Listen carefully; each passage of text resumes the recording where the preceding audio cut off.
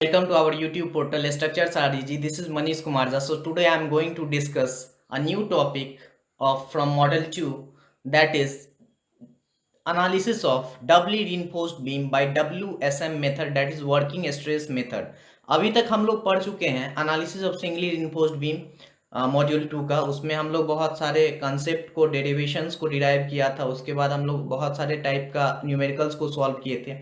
आज हम लोग स्टार्ट कर रहे हैं analysis of doubly reinforced beam. सो आप लोग नोटबुक और पेन लेके बैठिएगा और हर एक छोटे छोटे और बड़े से बड़े टॉपिक को नोट आउट कीजिएगा।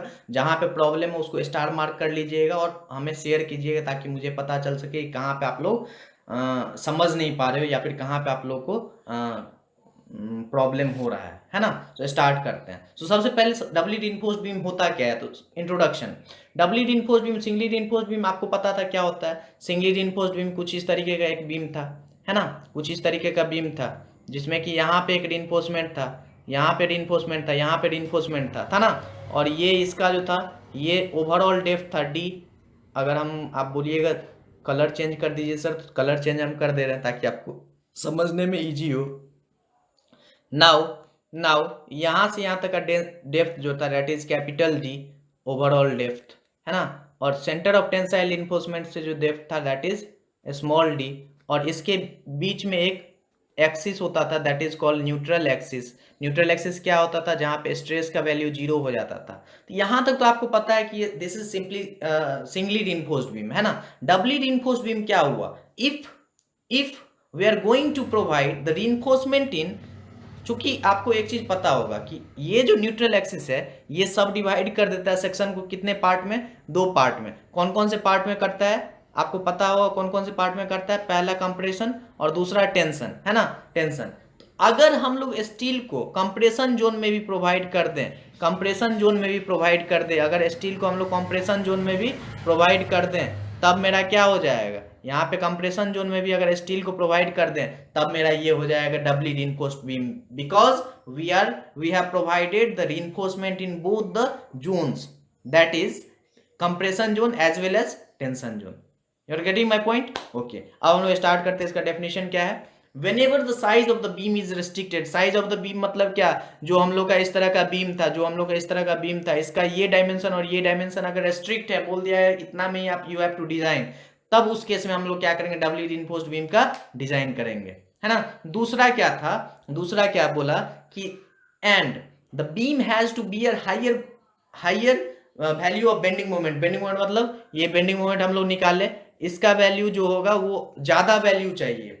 ज्यादा वैल्यू किससे चाहिए, जो मेरा एग्जिस्टिंग मोमेंट ऑफ रेजिस्टेंस है, एग्जिस्टिंग मोमेंट ऑफ रेजिस्टेंस जो है, और इसको एम आर से भी डिनोट करते हैं, कैपिटल एम डॉट आर या फिर एम आर ऐसे भी डिनोट करते हैं। तो इसका वैल्यू क्या, तो 1/2 sigma c b c b x u sorry x a और d minus x a by 3। और दूसरा क्या था, sigma S t a S t d minus x a by 3 था ना। तो ये फॉर्मूला अगर आपको पता है, जैसा कि बोला, क्या बोला, जैसा कि बोला कि आपको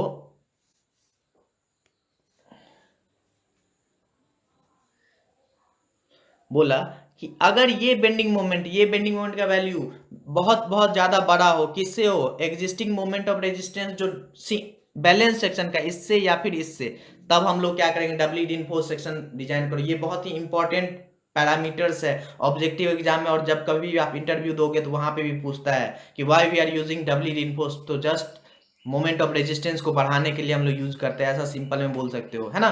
ओके, अब क्या बोला है, there are 2 methods to design the beam such as, पहला increase the concrete mix to increase the capacity of the section, मतलब कंक्रीट मिक्स को अगर अच्छा से ये करें तो इंक्रीज हो जाता है उसका, मतलब कंक्रीट मिक्स को अगर इंक्रीज करें, है ना, ऑर्डर को, तो उसके कैपेसिटी मतलब बियरिंग कैपेसिटी जो होता है सेक्शन का, लोड बियरिंग कैपेसिटी या फिर मोमेंट बियरिंग कैपेसिटी, वो बढ़ जाता है ना। दूसरा क्या हो गया, रीइंफोर्समेंट आर प्रोवाइडेड, दूसरा सेक्शन क्या बोला था, reinforcement are provided in compression zone to give additional strength to the concrete, additional strength to the concrete in compression, such beams are known as doubly enforce आपको पता है इस तरह का बीम था, इस तरह का बीम था और यहाँ पे न्यूट्रल एक्सिस था, यहाँ पे भी रीइंफोर्समेंट था, यहाँ पे भी रीइंफोर्समेंट था, यहाँ पे भी और ऊपर में भी था रीइंफोर्समेंट था ना। ये कंप्रेशन जोन हो गया, ये टेंशन जोन हो गया। तो ये जो कंप्रेशन जोन आपको दिख रहा है, यहाँ पे कंप्रेशन जोन दिख रहा होगा। ये कंप्रेशन जोन क्या है? ये कंप्रेशन जोन में जो स्टील हम लोग प्रोवाइड किए हैं, ये कंप्रेशन जोन के कंक्रीट को एडिशनल स्ट्रेंथ प्रोवाइड करता है। You are getting my point? Okay, अब बात आती है क्या कि ये जो हम लोग कंप्रेशन जोन में स्टील प्रोवाइड करते हैं उसको कंप्रेशन स्टील बोलते हैं। कौन सा स्टील बोलते हैं? कंप्रेशन स्टील, है ना। और इस जोन में टेंशन, सॉरी, इस जोन में टेंशन जोन में टी दिख रहा है। टेंशन जोन में अगर स्टील प्रोवाइड करते तो इसको हम लोग टेंशन स्टील बोल देंगे, है ना। टेंशन। अब आप बात आता है कि टेंशन स्टील का तो पैरामीटर्स हम लोग पढ़े थे, एडवांटेजेस ऑफ रीइंफोर्स्ड स्टील का, advantages why we are using steel as a reinforcement, वहां पढ़े थे। कंप्रेशन जोन में स्टील जो प्रोवाइड कर रहे हैं उसका क्या एडवांटेजेस है उसके बारे में अभी हम समझेंगे। तो चलिए आगे बढ़ते हैं। That is advantages of compression steel. Advantages of compression steel मतलब क्या? It permits smaller size beam which looks aesthetic, मतलब एस्थेटिक अपीयरेंस के लिए भी हम लोग कंप्रेशन स्टील प्रोवाइड करते हैं, है ना। It reduces the long term deflection and increase ductility of the beam. Long term deflection, अभी आप लोग जब हम लोग कोड के बारे में लिमिट स्टेट स्टार्ट करेंगे तब आप लोग को बेटर अंडरस्टैंडिंग होगा कि लॉन्ग टर्म डिफ्लेक्शन क्या है। तब तक आप समझिए creep is also termed as long term deflection. You are getting my point? Okay. और increase ductility of the beam, मतलब जब भी आप स्टील प्रोवाइड कर दो कंप्रेशन जोन में, कंप्रेशन जोन मतलब प्योरली कंक्रीट जोन था, उसमें स्टील नहीं था, लेकिन हम लोग स्टील को जब रिइंफोर्स्ड किए तब उसमें due to the presence of steel in compression zone वो they will impart the ductility because steel is a ductile material. You're getting my point? Okay, then now third is it can be used as anchor bars for positioning the shear reinforcement. shear reinforcement को भी position करने के लिए ये anchor बार की तरह behave करता है। एंकरेज जब हम लोग चैप्टर स्टार्ट करें तब वहाँ बेटर अंडरस्टैंडिंग होगा एंकरेज क्यों होता है। और चौथा पॉइंट क्या है कि अर्थक्वेक जोन में जो रिवर्सल स्ट्रेस प्रोड्यूस होता है, रिसाइकल्ड स्ट्रेस जो होता है प्रोड्यूस होता है, उसको उससे जो स्ट्रक्चर जो बर्बाद होने लगता है, टूटता है, उससे बचाने के लिए हम लोग क्या करते हैं? डबली रिइंफोर्स्ड सेक्शन का, कंप्रेशन स्टील का यूज करते हैं। ओके, अब हम लोग देखते हैं नोट आईएस कोड का। ये नोट है, आईएस कोड का नोट है कि in case of doubly reinforced section in steel on tension side, आपको पता है एम सिग्मा सीबीसी होता था कि नहीं होता था? क्यों? M into stress surrounding concrete, मतलब क्या हो जाता था? एम इक्वल्स टू क्या होता था? Sigma S T by sigma C होता था कि नहीं होता था? तो sigma C equals to sigma S T equals to क्या हो जाता था? यही होता था कि नहीं? वही चीज वहां पे लिखा है। लेकिन but as per I S 456 2000 for steel in compression zone stress in steel equals to 1.5 times of क्या हो जाता है? ये होता है। You are getting my point? Okay. अब क्या है? अब हम लोग देख रहे हैं, यहाँ पे दिख रहा होगा आप लोगों को डबली रिइंफोर्स्ड बीम आ गया। डबली रिइंफोर्स्ड बीम आ गया तो मजा आने वाला है आप लोगों को। ये देखिए, ये न्यूट्रल एक्सिस है, न्यूट्रल एक्सिस एनए दिख रहा होगा। यहाँ पे स्ट्रेस का वैल्यू क्या होता है? 0 है। यहाँ पे देखिए स्ट्रेस का वैल्यू 0 है ना, 0। ओके, ये स्ट्रेस डायग्राम है, ये इक्विवेलेंट सेक्शन है ना। ओके, अब मेरा ये जो डी जो है, ये यहाँ पे ये जो डी दिख रहा है, this D is overall depth because ये टोटल डेप्थ है, यहाँ से लेके यहाँ तक का टोटल डेप्थ है ना, ओवरऑल डेप्थ है ना। ये डी जो है, ये डी हो गया टॉप फाइबर से सेंटर ऑफ टेंसाइल रिइंफोर्समेंट, इसके सेंटर से यहाँ तक के डिस्टेंस को हम लोग डी बोलते हैं, दैट इज इफेक्टिव डेप्थ। यहाँ से यहाँ तक इफेक्टिव कवर है ना, और effective cover of compression zone that is DC, denoted of. कोई किसी बुक में इसको डी डैश भी लेते थे, कंफ्यूज नहीं होइएगा, हम इसीलिए डीसी इसको मेंशन किए हैं, है ना। अब आपको ये पता होगा, ये यहाँ से इक्विवेलेंट सेक्शन किया तो ये आया। अब ये कैसे आया, इसके मन आपको प्रॉब्लम हो रहा होगा कि ये कहाँ से ला दिए हैं सर। तो सबसे पहले देखिए, सबसे पहले ये तो पता है, ये कंप्रेशन जोन है, ये टेंशन जोन है कि नहीं है? ये कंप्रेशन जोन है, ये टेंशन जोन है। इसी फिगर को हम लोग डिस्कस कर रहे हैं, इस फिगर को। तो ये कंप्रेशन जोन है, ये टेंशन जोन है। अब आपको करना क्या है? अब आपको पता है कि एम इक्वल्स टू क्या हो जाता था? एम इक्वल्स टू क्या हो जाता था? कलर हम लोग चेंज करेंगे ताकि आप लोगों को समझने में बहुत ईजी हो और दिक्कत नहीं हो, है ना। अब m इक्वल्स टू क्या होता था, m इक्वल्स टू था sigma S T by sigma C. इसी को हम लोग लिखते थे फोर्स के टर्म में p s T by p c, because force is stress is directly proportional to force and stress is inversely proportional to area. तो यहाँ पे क्या होता था, a c divided by a S t. होता कि नहीं होता, बिल्कुल होता ना। अब आपको ये पता है, यहाँ से आपको पता है अगर हम लोग टेंशन जोन का पहले लेते हैं, इस जोन का अगर लेंगे तो ये क्या हो जाएगा, डायरेक्ट ए सी को इक्विवेलेंट करेंगे तो ये this is A S T, M A S T होगा कि नहीं होगा। देखिए यहाँ पे है एम एस टी है ना, यहाँ पे आपको दिख रहा होगा एम एस टी है ना। तो टेंशन जोन का हो गया। अब हम कंप्रेशन जोन को देखेंगे, तो कंप्रेशन जोन को जब भी देखेंगे तो मेरा क्या हो गया, कंप्रेशन जोन को जब भी देखेंगे तो मेरा क्या हो गया वैल्यू, ये एम ए एस टी था ना। अब कंप्रेशन जोन में आप जब भी देखोगे तो कंप्रेशन जोन में अगर देखना है तो क्या हो जाएगा, बात समझिएगा। सेम मॉड्यूलर रेशियो को क्या लिखना पड़ेगा, एम डैश लिखना पड़ेगा as per code. M dash equals to क्या हो गया, area of steel in compression zone, sorry area of concrete divided by area of steel in compression zone, as it is. यहाँ पे देखिए एरिया ऑफ कंक्रीट, तो यहाँ पे area, यहाँ पे स्टील, तो यहाँ पे भी स्टील है ना, एज इट इज है। तो ए सी इक्वल्स टू क्या हो गया, A S C equals to क्या हो गया, सॉरी इतना है, क्लियर। अब आपको कलर चेंज करेंगे ताकि आपको समझने में बेटर अंडरस्टैंडिंग हो, है ना। अब क्या हो गया, यहाँ से आपको पता चल गया, यहाँ से क्या पता चला कि ए सी इक्वल्स टू क्या हो गया, ए सी इक्वल्स टू हो गया M dash A S C, होगा कि नहीं होगा। यहाँ से देखिए M dash A S C होगा कि नहीं होगा, बिल्कुल होगा। अब आपको क्या करना है, अब आपको पता है कि टोटल एरिया ये है ना, ये टोटल एरिया में से ए एस सी को घटाएंगे तो you will get the value area of concrete, am I right और wrong.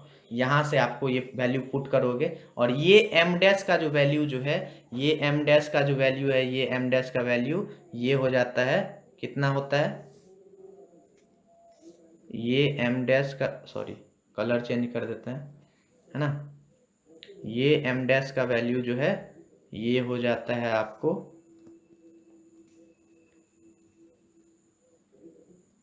1.5 times of M, correct. तो यहाँ से अब आपको पता चल गया होगा कि ये वैल्यू जो है, ये वैल्यू कहाँ से आया, कौन सा वैल्यू, ये वैल्यू, करेक्ट, इक्विवेलेंट सेक्शन से आया। नाउ अगला हेडिंग है to find the actual neutral axis depth, to find the actual neutral axis depth. और डायरेक्ट न्यूट्रल एक्सिस डेप्थ का ध्यान रखिएगा, तो एक्स ही होगा, और अगर एक्स रहा तो मतलब आप समझिए ये एक्स नहीं है, ये एक्स ए ही है, मतलब ये एक्स ए क्या हो गया, एक्चुअल न्यूट्रल एक्सिस डेप्थ। समझ में आ रही है बात, actual neutral axis depth, correct है। अब आपको एक्चुअल न्यूट्रल एक्सिस डेप्थ पता चले, अगर आपको डायरेक्ट न्यूट्रल एक्सिस डेप्थ दे तब भी आप, अगर आपको डायरेक्ट न्यूट्रल एक्सिस डेप्थ दे तब भी क्या दे, न्यूट्रल एक्सिस डेप्थ, तब भी ये क्या रहेगा, डेप्थ अगर दे, न्यूट्रल एक्सिस डेप्थ दे तब भी ये यही होगा, है ना, एक्स ही रहेगा या फिर एक्स से होगा, है, क्लियर है, ओके। अब आपको क्या करना है, तो यहाँ से अब आपको पता चल गया, ये तो सिंगली रिइंफोर्स्ड सेक्शन में भी ये पार्ट था, ये पार्ट सिंगली रिइंफोर्स्ड में भी था, इतना इक्वल्स टू ये होता था कि नहीं होता था। लेकिन इतना तो पता है, इसमें कोई कंफ्यूजन नहीं, एज इट इज पहले वाला की तरह। लेकिन यहाँ पे ये टर्म ऐड हुआ, यहाँ पे कौन सा टर्म ऐड हुआ, ये टर्म ऐड हुआ। तो ये टर्म क्यों ऐड हुआ, ये टर्म इसलिए ऐड हुआ क्योंकि ये ASC जो प्रेजेंट है, ये ASC जो प्रेजेंट है यहाँ पे, कहाँ पे ASC प्रेजेंट है, सॉरी ये ASC है ना, एरिया ऑफ, ये जो प्रेजेंट है, इसके कारण क्या हो रहा है, तो यहाँ से यहाँ तक का डिस्टेंस देखना है कितना है, तो यहाँ से लेके यहाँ तक का डिस्टेंस कितना होगा, मतलब कलर मैं चेंज कर दूं तब आपको समझने में इजी होगा।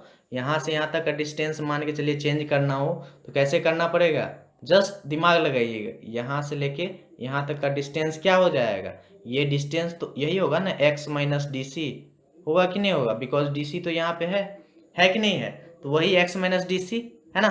और पहले अभी हम जस्ट बताए थे M dash minus one into A S C अभी होगा इक्विवेलेंट एरिया से। तो यहाँ से अब आपको पता चल गया होगा कि ये कैसे आया इक्वेशन, ये इक्वेशन यहाँ से ये फॉर्म हुआ B into X square by two plus 1.5 M, और एम डैश का वैल्यू अभी जस्ट मैं लिखा था, कितना लिखा था 1.5 टाइम्स ऑफ एम, है ना।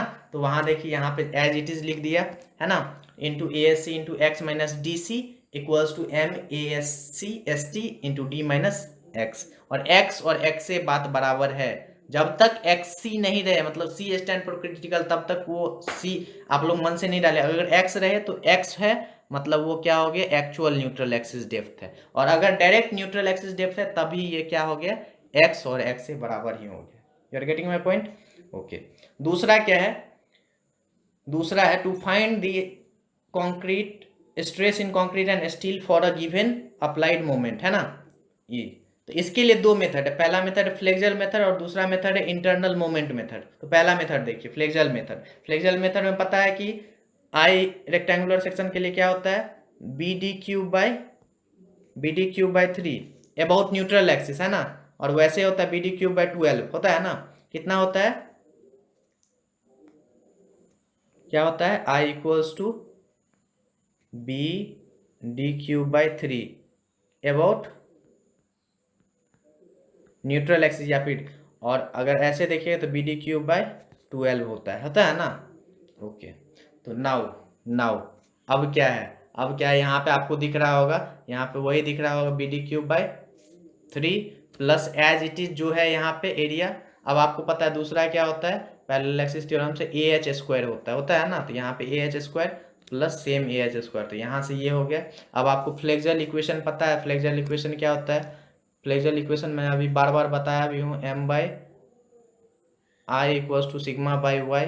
तो सिग्मा यहाँ पे CBC है ना। वाई के जगह पे अगर एक्स आप करोगे तब आपको ये इक्वेशन फॉर्म आउट होगा, यहाँ से ये फॉर्म आउट करोगे, यहाँ से ये भी निकल जाएगा, ठीक है। लेकिन जब हम लोग इंटरनल कपल मेथड का एप्लीकेशन करेंगे, कौन सा मेथड का एप्लीकेशन करेंगे, इंटरनल कपल मेथड का एप्लीकेशन करेंगे, तब सेम एज इट इज रहेगा। यहाँ पे स्ट्रेस डायग्राम बनेगा और यहाँ पे चूंकि स्टील है तो यहाँ पे C2 फॉर्म हो रहा है, यहाँ पे C1 फॉर्म हो रहा है, इस एरिया के कारण C1 फॉर्म हो रहा है इसके CG पे, है ना। और यहाँ पे C2 फॉर्म हो रहा है जहाँ पे स्टील प्रोवाइडेड है ना। अब हो गया यहाँ पे, अब यहाँ पे पता है कुछ कुछ नोमेनक्लेचर मैं दिखा देता हूँ, that is sigma SC, that is stress in compression steel. Stress in compression steel, C1 is the compression carried by concrete के कारण जो compression carry out हो रहा है ना, that is 1/2 sigma CBC B into XU। और तीसरा that is C2, यहाँ पे जो था, यहाँ पे C2 आपको दिख रहा होगा, ये C2, इस C2 का वैल्यू कितना हो गया, इस C2 का वैल्यू हो गया additional force carried by compression steel, that is 1.5 times of m minus 1 into ASC into FSC, that is sigma F यहाँ पे लिखो या फिर सिग्मा SC लिख लो, आप लोग सिग्मा SC ही कीजिए, बिकॉज हम सिग्मा SC का ही यूज किए हैं हर एक जगह पे, है ना। तो अब आपको क्लियर पता चल गया, क्या पता चला कि यहाँ से जो वैल्यू आ रहा है, यहाँ से वैल्यू जो आ रहा है यहाँ पे ये हुआ, है ना, यहाँ से ये वैल्यू हुआ। अब आपको moment of resistance find out करना है, तो यहाँ से C1 और C2 का वैल्यू पुट कर दीजिए ऊपर से, C1 और C2, once you have the value of C1 and C1 और C2 के वैल्यू को पुट कीजिएगा आप यहाँ से पुट कीजिए C1 का वैल्यू और C2 का वैल्यू यहाँ पुट कीजिएगा, तब इक्वेशन आएगा। अब फ्रॉम दैट इक्वेशन, उसी इक्वेशन से आप क्या कीजिएगा, इस तरीके से आप लोग सिग्मा SC फाइंड आउट कीजिएगा। क्या फाइंड आउट कीजिएगा, सिग्मा SC, है ना, सिग्मा SC फाइंड आउट कीजिएगा। करेक्ट है, सिग्मा SC फाइंड आउट किया। Once you have the value of sigma SC, उसके बाद इस फॉर्मूला को यूज कीजिएगा to find the sigma CBC। So next video में हम लोग डिफरेंट अप्रोच तो समझ गए, स्टेप्स कौन कौन सा यूज होगा for the analysis of doubly reinforced beam, इसी को लेके जो डेरिवेशन बताया है। उसके बाद हम लोग वेराइटीज ऑफ सम्स करेंगे, करेक्ट। उसके बाद जो अगला वीडियो आएगा उसके बाद वहाँ से हम लोग लिमिट स्टेट मेथड को स्टार्ट करेंगे। So stay tune with our channel, that is structures are easy. I hope आपको इजी लग रहा होगा, इंटरेस्ट आता होगा। अगर इच्छा हो तो इसको शेयर कीजिएगा जिससे सब्सक्राइबर बढ़े। अगर आप आपको ये कंटेंट जो है अच्छा लगता हो तो, अदरवाइज कोई बात नहीं। Stay tuned with our channel. Thank you so much for being with us.